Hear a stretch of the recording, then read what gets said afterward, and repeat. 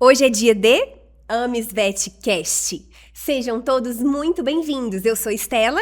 E eu sou o Breno.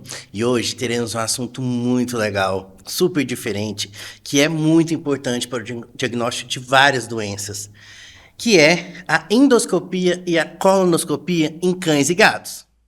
E para isso, trouxemos uma convidada que entende demais desse assunto. É a doutora Letícia, uma grande amiga nossa, uma profissional exemplar. Seja muito bem-vinda, Letícia. Obrigada por ter aceitado o nosso convite. E eu queria que, antes de mais nada, você se apresentasse para o pessoal. Quem é a Letícia? Olá, eu que primeiro também agradeço muito pelo convite. Sei que isso aqui é um sonho e um crescimento, uma visão nova da veterinária. E eu acho que isso é um meio importantíssimo até chegar tanto para clientes, tutores, pessoas que às vezes não têm tanto contato e às vezes falta informação. E agradecer muito o convite, estou mega feliz de estar aqui. E vamos lá. Me formei em 2015, fiz residência na área de clínica de pequenos animais. Após a residência, trabalhei um tempo clinicando e após isso fiz a parte de aprimoramento em clínica de pequenos. Não, acho que eu me perdi. Acho que eu já falei disso, né? Tá. Então, vamos lá. Me chamo Letícia, me formei em 2015. Após isso, prestei o aprimoramento em pequenos animais. Fiz 2 anos na residência no hospital veterinário. E após isso, trabalhei durante 6 meses na clínica de pequenos. E vi a necessidade de fazer alguma especialização. Foi quando eu decidi fazer na área de imagem, a parte de ultrassom. E desde 2019 trabalho nessa área de ultrassom e há 1 ano e meio também estou agora realizando a parte de endoscopia veterinária, que faz mais ou menos 1 ano e meio que eu estou trabalhando também juntamente com as 2 áreas. Que legal. Doutora, para a gente começar, né, nas nossas curiosidades, entrar no mundo da endoscopia e da colonoscopia, explica para a gente, né, para o pessoal de casa, o que é o exame de endoscopia e colonoscopia? E qual que é a diferença, assim, a maior diferença de um para o outro? Vamos lá, então. A endoscopia é um exame que avalia a parte gastrointestinal. Aliás, a endoscopia ela abrange várias áreas, mas como a gente vai falar um pouquinho mais da minha área, eu trabalho mais da área gastrointestinal, que pega essa parte de estômago, esôfago e chega até a primeira parte do duodeno, a parte inicial do duodeno. A colonoscopia é uma extensão disso, é uma avaliação da parte, assim, o diferencial que é uma avaliação da parte de cólon e reto, que é a parte final do intestino. A endoscopia é simplesmente um tubo que avalia essa parte de tecido, principalmente se é um tubo que entra dentro da cavidade e avalia essa parte de tecido. Que legal. E ela é só para um diagnóstico ou ela tem alguma outra finalidade? Sim, ela é tanto para diagnóstico como para tratamento. Então, a gente pode pegar várias doenças, parte gastrointestinal, parte de um vômito persistente, uma diarreia prolongada, uma úlcera, um sangramento e até mesmo um tratamento, por exemplo, de uma injeção de corpo estranho. Eu acho que a ingestão de corpo estranho é o mais clássico, né, Mais doutora? clássico. Os nossos pets são sapequinhas. Nossos pacientes têm um apetite, assim, ó, peculiar. Eles Super. adoram ingerir algo diferente, né? Adoram, eles adoram. É bem comum. E a colonoscopia? Do que se trata? O que é? Então, a colonoscopia é um exame especificamente dessa parte do cólon e do reto, que é a parte final do intestino. Também é colocado esse tubo flexível dentro do animal e é onde que a gente avalia a parede dessas 2 regiões, tanto o cólon quanto a do reto. Que aí a gente vai avaliar se tem sangramento nos locais, avaliar o tecido ali do local. Às vezes o animal está apresentando uma diarreia muito prolongada, é ali que a gente vai avaliar muita coisa. E também se tem uma massa, por exemplo, uma destruição dessa parede. Então, a gente consegue avaliar bastante fazendo imagens desse local e até mesmo coletar biópsia. Muito bom. E Letícia, Quando que a gente deve indicar esses exames? Quando eles devem ser realizados? Alguns sintomas que o tutor observa que às vezes ele pode pensar que precisa desses exames. Certo. Como a gente está falando de uma parte gastrointestinal, então a gente geralmente foca muito para essa questão. Um animal que está com uma diarreia crônica, que faz tempo que está com uma diarreia e não melhora, já tentou vários tratamentos e a gente não vê resposta. Vômitos também frequentes, a falta de apetite, um refluxo. Às vezes pode acontecer de o animal vomitar várias vezes e ter refluxo. É mais voltado mesmo para essa questão. A gente consegue acompanhar bastante essa questão, tanto a parte de esôfago quanto de estômago e a parte também de diarreia crônica, que a gente pega essa parte do cólon que a gente falou da colonoscopia. Legal. A gente vê assim, eu como clínica geral, né, que atendo todos os dias lá na clínica, a gente atende muito desses casos que você falou, de vômito, diarreia, isso a gente vê na nossa rotina com frequência. Sim. E é um exame que a gente costuma, primeiro a gente tenta, né, realizar um tratamento, a gente tenta fazer os exames de sangue, tenta fazer um ultrassom, né, mas quando a gente não consegue chegar num diagnóstico através desses exames mais básicos, é muito bom ter em Uberaba esses exames que você faz, que é a endoscopia e a colonoscopia, porque assim a gente consegue chegar num diagnóstico mais preciso. Sim, você falou muito importante, porque além... Quando chega, porque assim, todo mundo pensa assim, vamos logo para a endoscopia, e totalmente errado. A endoscopia é um exame, com certeza, de benefícios que estão aí, que foi falado de alguns benefícios dela, só que a gente tem que entender que há um passo a passo para chegar na endoscopia, porque a gente precisa estudar muito aquilo para fazer esse exame, né? Então, assim, com certeza, esse primeiro passo a passo, porque quem vai chegar a mim, com certeza, primeiramente vai ser o veterinário que vai indicar. Então, aí já passa para um exame de sangue, porque a gente tem que ir mais com o objetivo já ali, né? O que foi visto nos exames de sangue? O que foi visto no ultrassom? Foi feito raio-x? Já foi feito anteriormente já uma endoscopia? Pra gente já associar isso. Já foi feito? O que foi visto? O que não foi? Pra gente ter mais noção. Lógico que também tem os casos de corpo estranho que não tem como, às vezes, a gente ter muito, né, exame histórico. Então, às vezes, a gente já tem que entrar com um pouco mais de urgência e emergência para fazer esse exame. Mas, com certeza, antes a gente precisa toda essa passagem de histórico, de uma triagem mesmo pra gente chegar na endoscopia. Legal.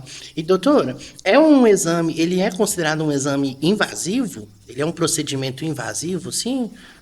Não é um exame invasivo. Um procedimento tranquilo, assim, de ser feito. Sim, é um exame tranquilo de ser feito, com certeza, só que a gente tem que deixar ciente os tutores e tanto os veterinários, porque a gente também tem que deixar ciente os profissionais, que é um exame que pode ter um sangramento, por exemplo, uma perfuração.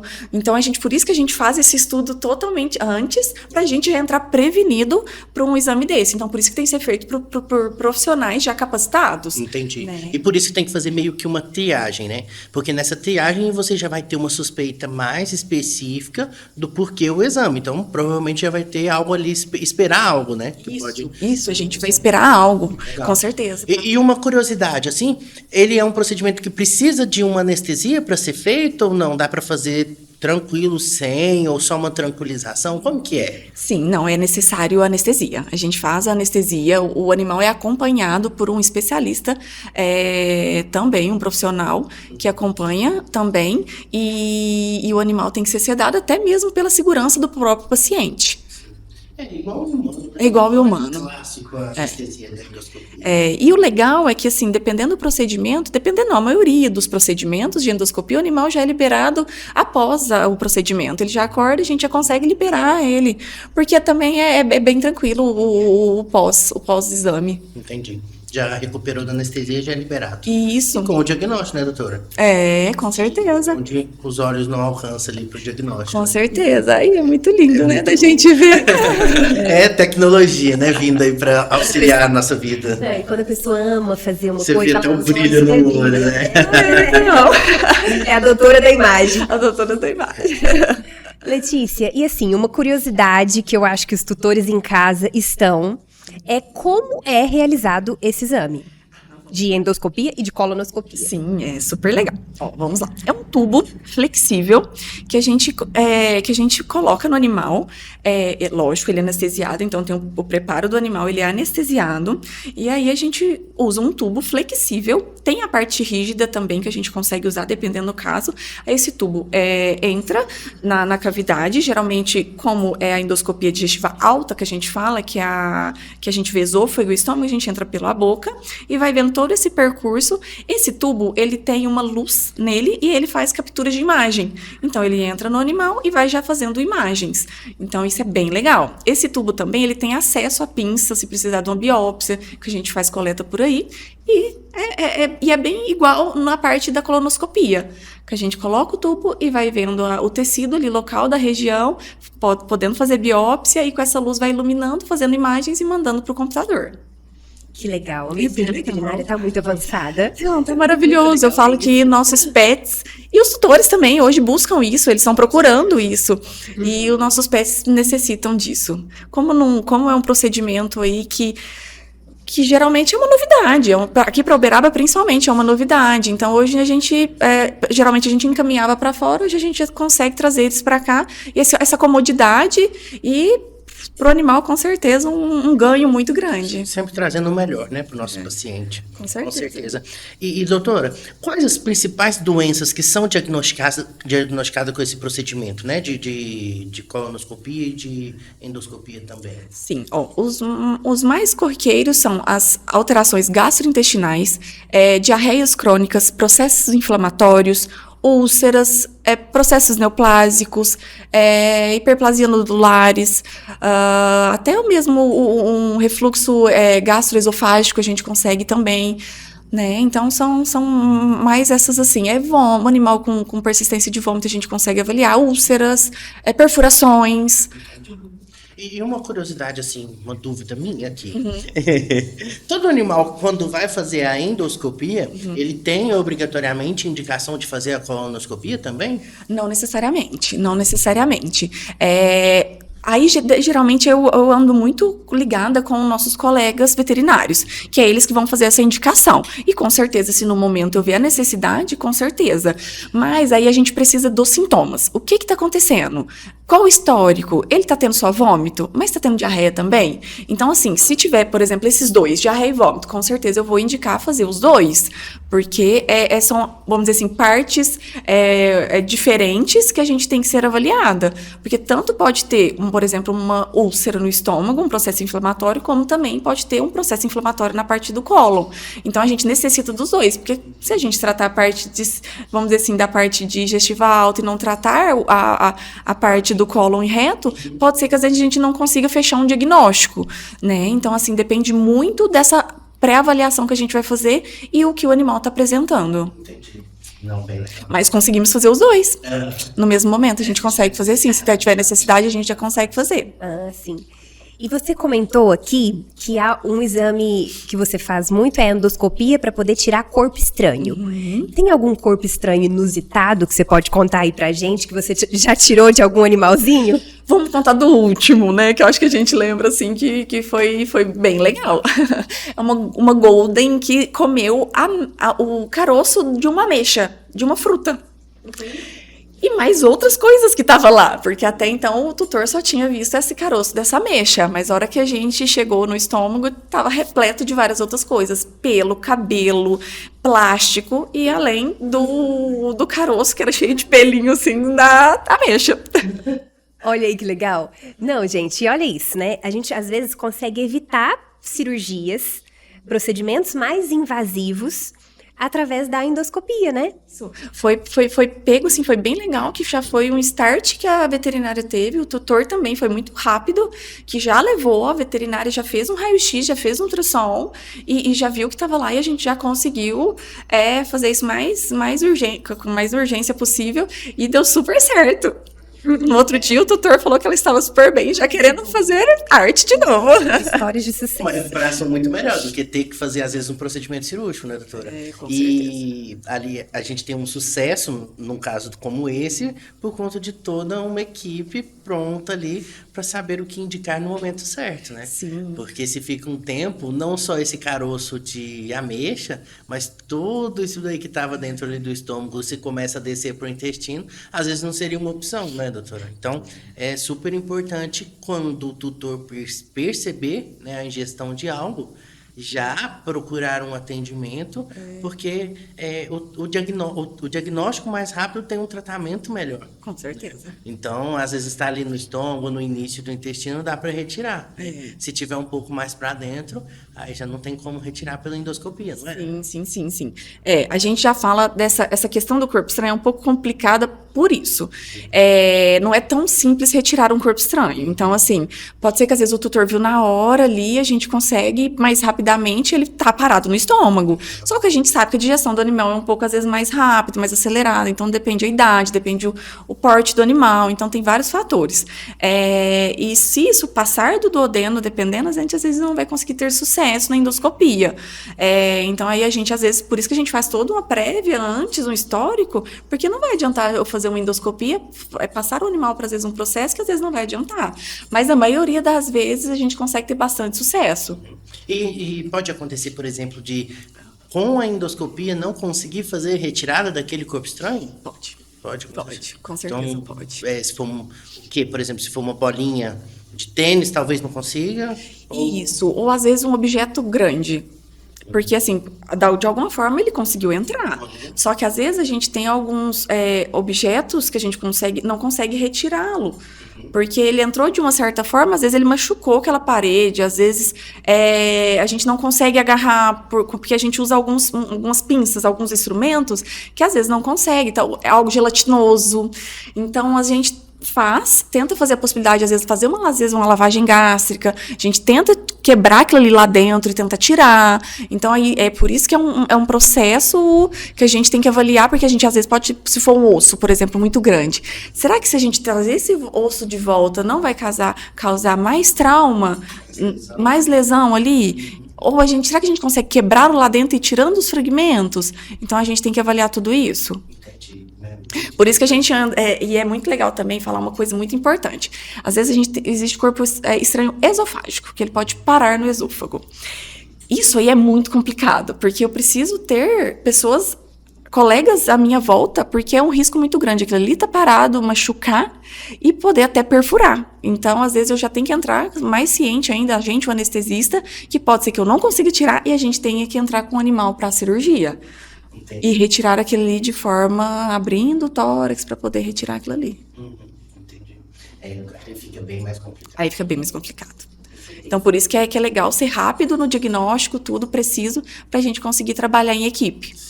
E nesse caso também, quando não pula a ordem, né, das indicações, dos procedimentos, a gente tem uma noção, né? Por exemplo, um osso parado ali no esôfago, daria para ver, por exemplo, num raio-x. Então, você já entra para o procedimento mais preparada, né? Não vai ser aquela surpresa de tipo, nossa, um osso aqui. Tampando aqui, o tamanho, né? Então, quando faz tudo certinho ali, seguindo todos os pré-requisitos. Com certeza. Teve até um paciente esses dias para trás que estava suspeitando de ter um corpo estranho esofágico obstruindo, porque ele estava regurgitando. E aí ele tinha feito um raio-x, por exemplo, acho que foi 3 dias atrás. Né? E eu falei, não, vamos tentar, gente, às vezes fazer um raio-x hoje, antes de entrar para o procedimento, porque eu preciso analisar o que está ali. E já não tinha mais nada. Aliás, tinha eu vi que tinha uma diminuição do lúmen, mas que não era causado por nada que estava obstruindo. Muitas vezes na cirurgia mesmo, a gente, às vezes o animal chega com um diagnóstico de corpo estranho para entrar para a cirurgia, e antes de entrar, a gente tem que repetir o exame, porque pode acontecer de poucas horas modificar, sair do lugar que estava e ir para outro que seja mais complicado, tenha outra complicação. Então, mesmo para Organização cirúrgica mesmo, a gente tem que repetir mesmo. Às vezes é chato, às vezes é difícil para o doutor entender, né? Nossa, mas de novo, mas você acabou de fazer, não dá para aproveitar, né? Então é por isso que não dá para aproveitar. Não dá para aproveitar. E assim, a gente sabe que é um custo, que é difícil, mas eu falo, é melhor a gente precaver, né? Prevenir do que entrar para fazer um animal, anestesiar um animal que às vezes já mudou totalmente aquilo que a gente precisa ser feito, né? Então vamos lá, melhor fazer um raio-x e às vezes mudou e não precisa mais fazer uma endoscopia? Pode ser, não precisa mais anestesiar um animal? Com certeza. Então é legal a gente fazer essa prevenção. A gente busca isso também. A gente não busca só realizar exames, a gente busca também uma vamos dizer, um bem-estar para o animal, sem necessidade de tantos procedimentos, com certeza. Mas se necessário fazer, com certeza estamos preparados para fazer o melhor para eles. E você faz esses exames em gatos também ou só em cães? Sim, gatos também, com certeza. A nossa casuística de felinos é grande. Gatos têm muitos problemas, principalmente relacionados a essa parte intestinal. A gente consegue ter bastantes diagnósticos aí voltado para os felinos também. Legal. E tem alguma particularidade, assim, alguma diferença muito gritante de um exame de um cachorro para um gato? Não tanto, só que o porte do animal às vezes pode dificultar um pouquinho, porque o animal tende a ser um animal menor, né? Então a gente tende a realizar o procedimento com um pouco mais de cuidado, mas é bem tranquilo também. Aí a gente, é lógico, avalia o porte do animal, o peso, tudo para conseguir fazer esse exame de uma melhor forma, mas é bem tranquilo também. Letícia, e como os tutores de cães e gatos fazem para te encontrar, para fazer esses exames? Ah, claro. A gente tem a rede social, que lá já tem um link que você já consegue ter acesso ao nosso WhatsApp, que já pode entrar em contato, para tirar dúvidas, mesmo só para tirar dúvidas, quero saber mais sobre a endoscopia. Vamos, com certeza, atender vocês com o maior prazer. E aí é só entrar no meu Instagram, que é LPVet, ou está LPVet ou LP_Vet. Aí você já consegue ter o link lá do WhatsApp, pode me chamar, ou mesmo até lá pelo WhatsApp mesmo, quiser mandar um direct, eu vou estar disponível para responder vocês. Doutora Letícia, infelizmente estamos chegando ao fim. Foi tão bom falar mais. A gente teria como ficar aqui falando sobre endoscopia e colonoscopia o resto da noite. Mas, infelizmente, é um assunto que dá muita dúvida, gera muita dúvida. Mas eu queria te agradecer muito pela sua participação. Foi muito esclarecedor. Eu acho que o tutor provavelmente ficou bem satisfeito com todas as dúvidas que a gente foi sanando aqui, né? Pôde conhecer um pouco mais sobre essa alternativa, né, de exame de trato gastrointestinal. Muito bom. Então, eu queria te agradecer. Muito obrigado, doutora. Foi sensacional. Sou apaixonado, né, com tudo aí tudo do veterinário, a gente, né, traz essas atualizações, é muito bom. Essas novas tecnologias, né? Muito. Assim, né? Tem que crescer mesmo, tem que dissipar isso, né? Sim, com certeza. Muito obrigada, Letícia. Espero que vocês aí em casa tenham gostado do episódio de hoje, com todas essas dicas e essas informações. E se precisar, vocês sabem, é só contar com a gente. Continue nos assistindo nas redes sociais e no nosso YouTube. E até mais. Até mais.